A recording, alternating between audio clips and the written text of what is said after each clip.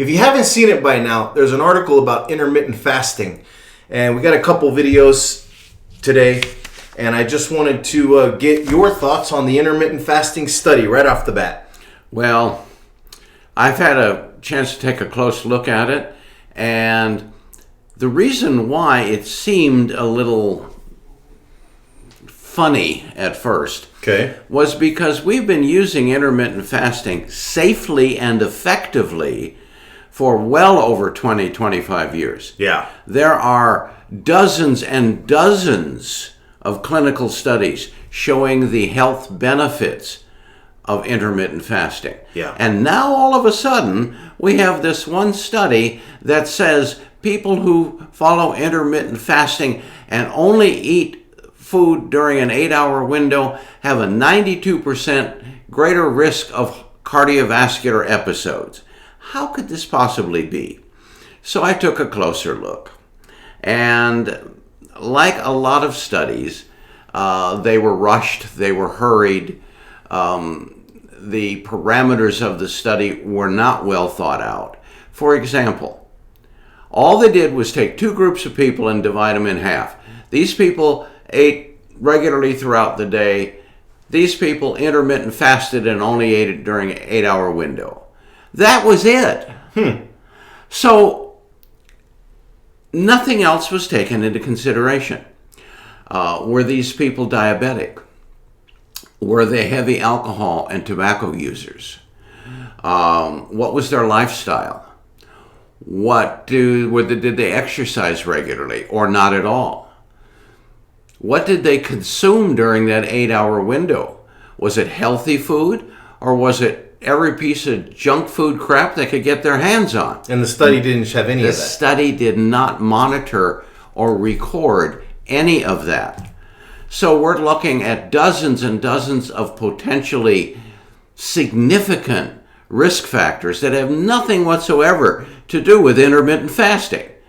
But of course, the news media, in their delightful ways, came out and grabbed a hold of it because they saw it as a piece of news sensation. Yeah. All these books on intermittent fasting are now finally proven to be wrong. They have not been proven to be wrong at all. In fact, at our research center, we have been normalizing type 2 diabetes in hundreds of individuals over the years.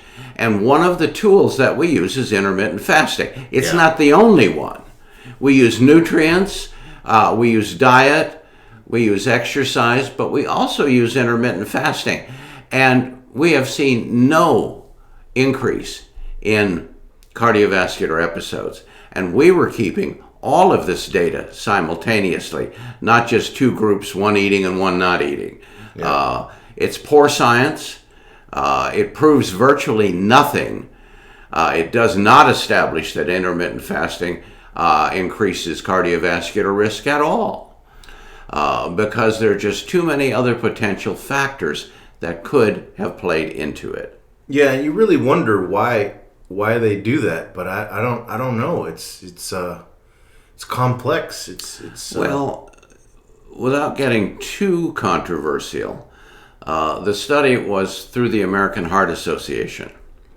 And throughout history, these organizations, the American Heart Association, the American Dietetics Association, the American Medical Association, et cetera, et cetera, et cetera, whenever something gains popularity and appears to be and is eventually validated as being effective, somebody's got to poke a stick at it because they just don't like it. They do it with diets, they do it with supplements, they do it even with exercise programs. Yeah. They just don't like it when something other than what they're peddling works.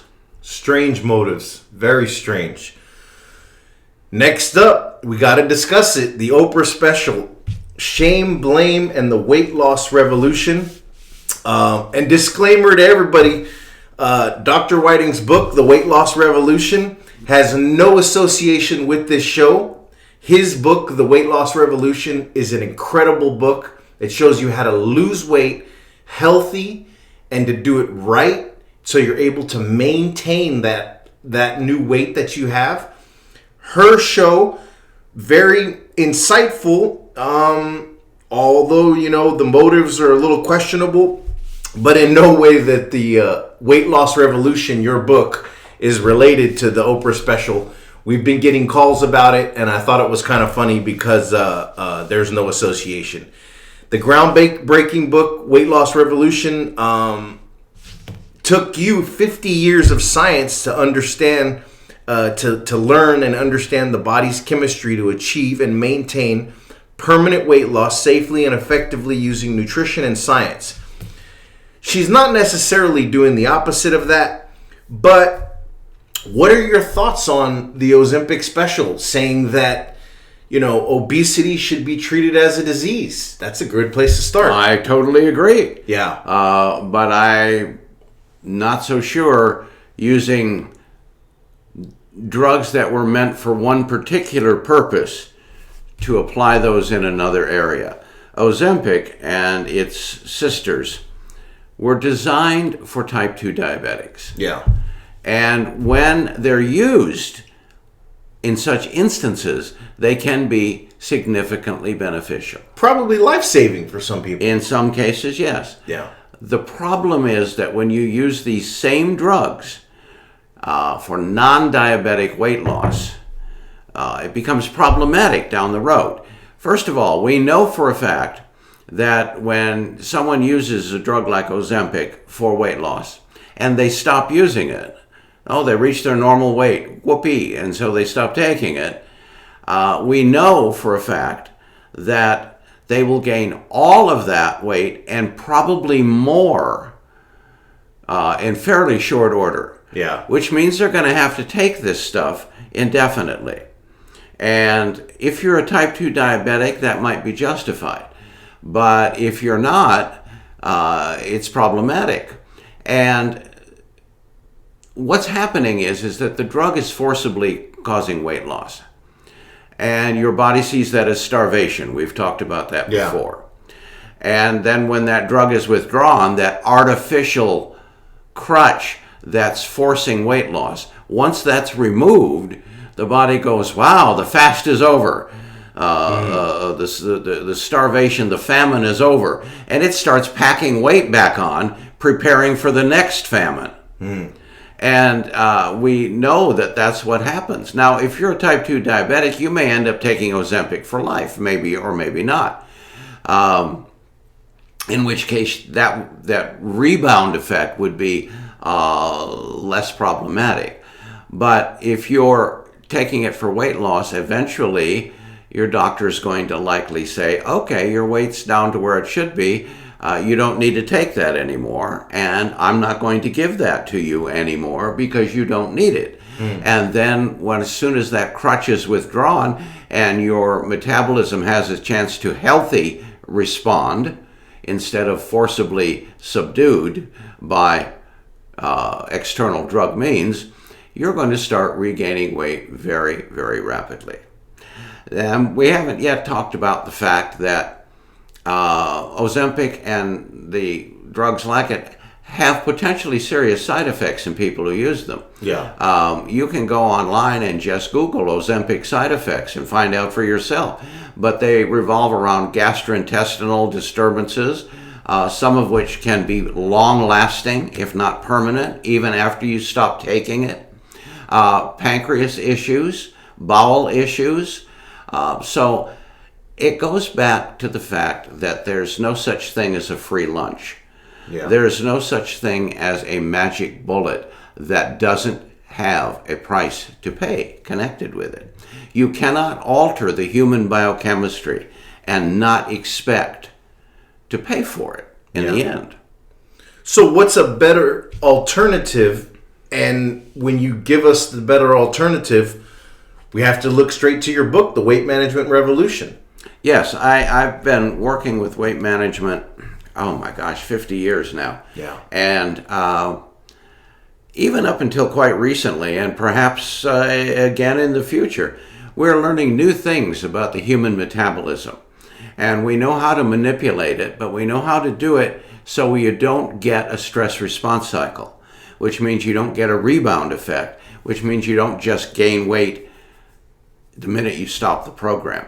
Our program is 3-phase, which includes a maintenance program, and that maintenance program allows you to maintain your body weight without endless dieting. And you are an example of that. Yeah.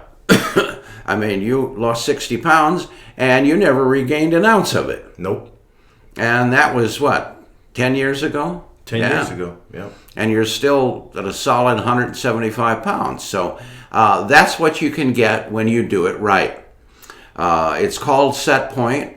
If you're interested in further exploring our concept, we have other videos up about that, about Set Point and about starvation and your metabolism and so forth.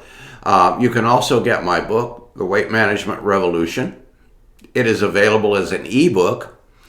You can go to Amazon.com, type in The Weight Management Revolution by me, Dr. Whiting. It'll come right up, and you can download it instantly. It has everything we've learned about weight management. We talk about intermittent fasting. We talk about exercise. We talk about cheating and how to cheat right. We talk about how to get your mind ready for weight loss. Yes, your mind plays a great big part of this whole thing. And it also includes a couple of hundred recipes that we've tested, depending, and there's sections of those recipes depending on your body type, which it will also teach you how to find out.